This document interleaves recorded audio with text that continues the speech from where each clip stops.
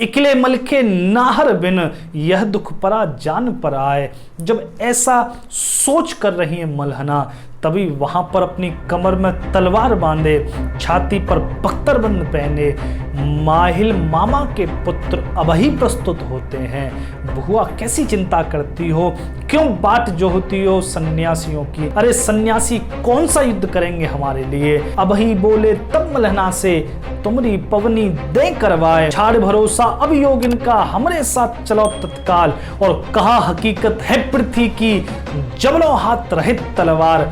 बुआ जब तक मेरे हाथ में तलवार है, तब तक तो पिथौरा की भी इतनी सामर्थ्य नहीं कि वो हमें पवनी करने से रोक सके। और अगर मेरे धड़ से सर गिर भी गया, तब भी मैं आपसे कहता हूं, मूड न रहे जब देही मां, तबहु चले मोर तलवार।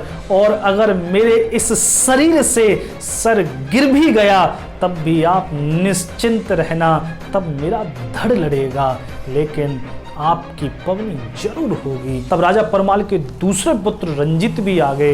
रंजीत बोले, माता मैं भी साथ में चलूंगा।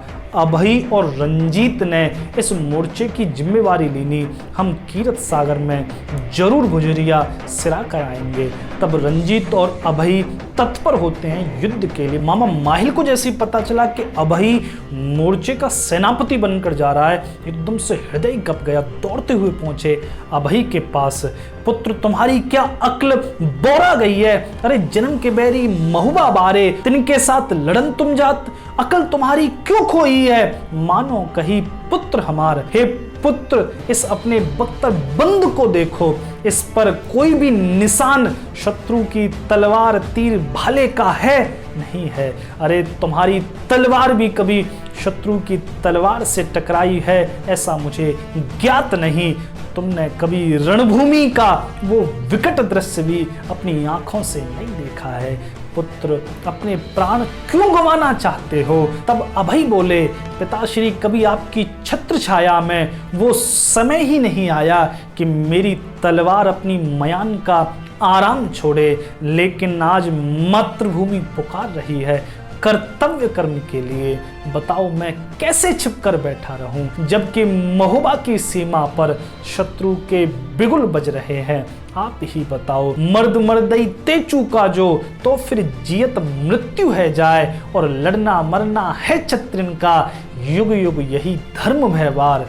पिताश्री, अगर आज हम चूक गए तो आने वाला इतिहास हमें कायर कहेगा, हमें कायर लिखेगा। मर्द मर्दई तेचू का जो, आज नहीं चूक सकते।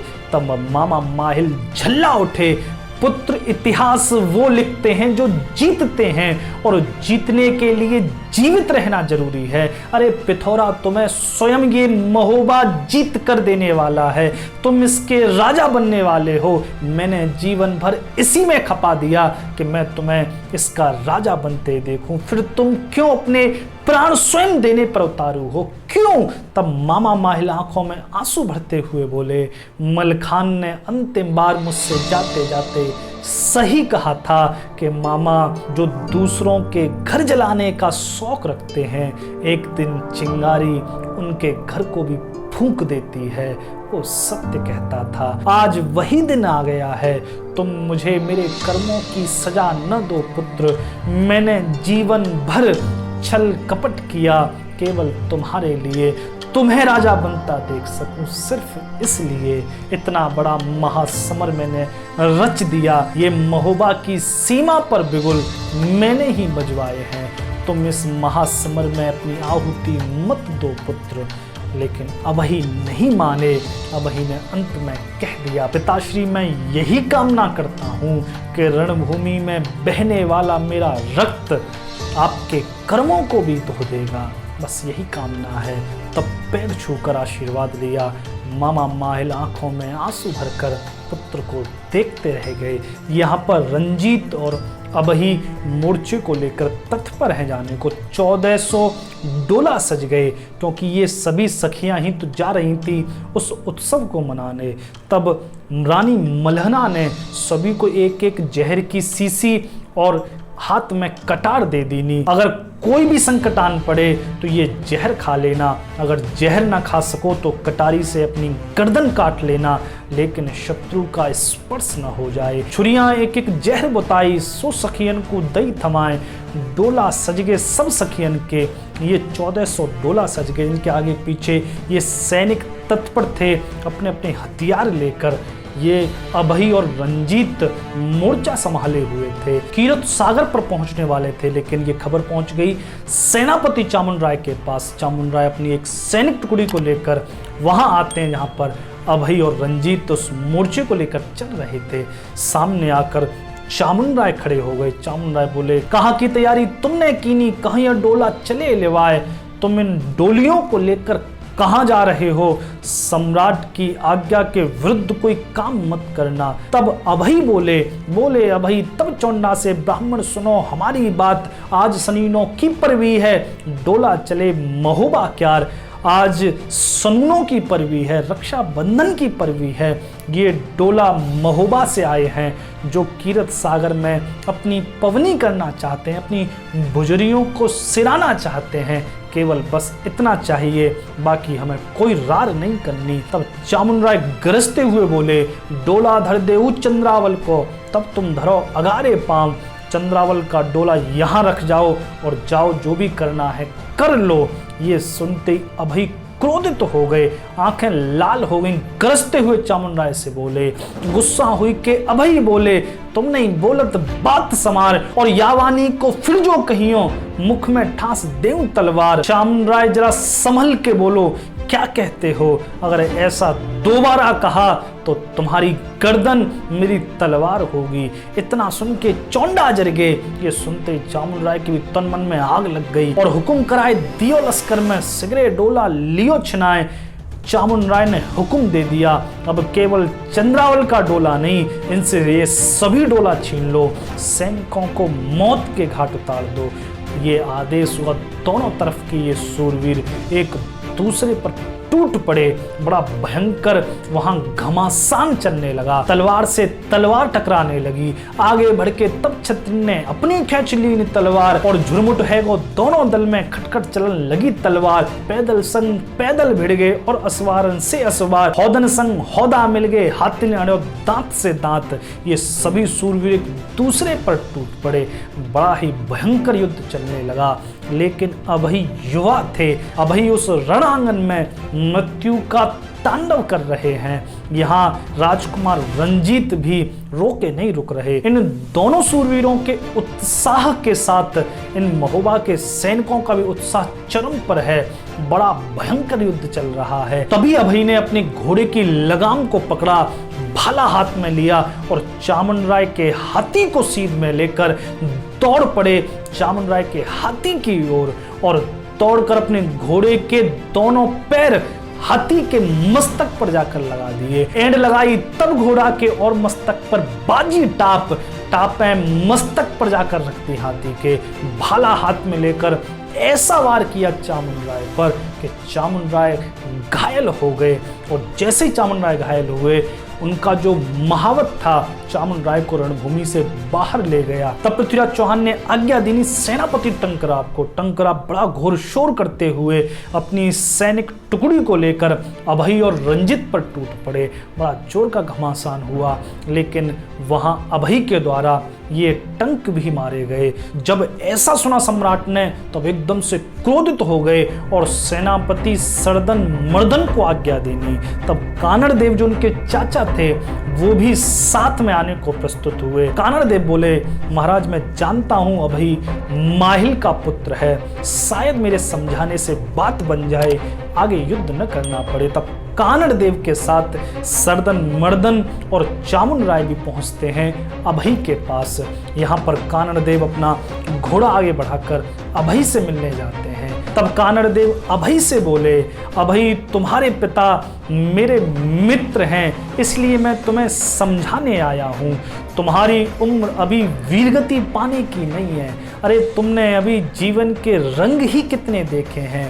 ऐसे अनेक सावन तुम्हारे जीवन में आने बाकी हैं, इसीलिए मैं तुम्हें समझाता हूँ। इसे अपने जीवन का अंतिम सावन मत बनाओ, अपनी मूर्छा को लेकर पीछे हट जाओ। तब अभय बोले, महाराज मैं आपका हृदय से सम्मान करता हूँ, लेकिन मैं बहन चंद्रावल को ये वचन दे चुका हूँ कि भुजरियाँ सिराई तो केवल कीरत सागर में ही जाएंगी, इसीलिए नहीं हट सकता। तब कानड़ देव बोले, पुत्र मुझे प्रसन्नता होती कि तुम किसी बड़े कारण के लिए अपने जीवन का बलिदान देते। तब अभय बोले, महाराज इस माटी के स्वाभिमान की रक्षा से बढ़कर मुझे कोई और बड़ा कारण नजर ही नहीं आता। तब कानड़ देव समझ गए बात नहीं बनेगी। तब आज्ञा दीनी चामुंड राय ने दोनों सेनाएं एक दूसरे पर टूट पड़ी। बड़ा भयंकर ये समर चलने लगा। रंजीत और अभय दोनों वीर इस समरांगण में ऐसे खेल रहे हैं कि जो भी देखता है वो देखते रह जाता है। बड़ा अद्भुत युद्ध यहाँ पर अभय और रंजीत कर रहे हैं, लेकिन धीरे धीरे घायल होते जा रहे हैं। उनके घोड़े भी घायल हो रहे हैं, ये वीर भी घायल हो रहे हैं। और एक ऐसा भाला आकर लगा रंजीत में कि राजकुमार रंजीत वहीं धरती पर गिर पड़े। यहाँ पर रंजीत वीरगति को प्राप्त हो गए। जैसे अभय ने ये सुना कि रंजीत वीरगति पा गए, ये अभय क्रोध से तमतमा गए। अपने अंगरक्षकों को लेकर सीधे घुस गए। चौहान सेना में भयंकर मारकाट होने लगी। केवल एक ही लक्ष्य था, कैसे भी सेनापति चामुंड राय की छाती में अपना भाला उतार सकें, लेकिन चामुंड राय तक पहुंचना कोई साधारण बात नहीं थी। यहाँ अभय के एक एक करके सभी अंग रक्षक गिरने लगे। अभय भी घायल होते जा रहे हैं। यहाँ उनका घोड़ा भी धराशायी हो गया। तब अभय अपनी तलवार लेकर अकेले ही जूझ रहे हैं चौहान सैनिकों ने चारों ओर से घेर रखा है। अभय धीरे धीरे घायल होते जा रहे हैं और अंत में किसी ने आकर पीछे से भाला अभय के आर पार कर दिया। पर किसी ने पीछे से आकर भौंक दिया, पैना भाला माहिल सुत हुआ धराशायी, वह आन बान कामत वाला। सेनापति चौन्ना ने आगे बढ़कर ललकारा ताहर को, अभय का शीश काट लो, छोड़ो मत घायल नरनाहर को। ताहर का जब काल खड़ग चमका, सिर कटकर कुंठित हुआ नहीं। छल है धोखा है कुटिल नीत, युद्ध में धर्म है कहीं नहीं। यहाँ चामुंड राय के एक इशारे पर अभय का शीश काट लिया गया, लेकिन वारे वीर उसने अपनी अंतिम प्रतिज्ञा भी निभाई। शीश कट गया, लेकिन धड़ तलवार लेकर जूझने लगा। जैसे ही मुंड कटा धड़ से अभय का जागृत रुंड हुआ। उन अंधाधुंध प्रहारों से रणथल लोहू का कुंड हुआ। घमासान युद्ध में अभय राज दुलारा चिर निद्रा सोया। उस दिन जब माहिल रोया, बेत्रवती रोया, बिरंच रोया। अंत में ये अभय उस रणभूमि में धराशायी हो गए, गिर पड़े। उस दिन ये मामा माहिल भी रोए थे, उस दिन बेत्रवती भी रोई थी, उस दिन वो महोबा भी रोया था। ये अभय की वीरगति हुई, लेकिन युद्ध अभी समाप्त नहीं है, ये युद्ध अभी चल रहा है। उसकी चर्चा हम अगली वीडियो में करेंगे। बहुत बहुत धन्यवाद। जय श्री राम।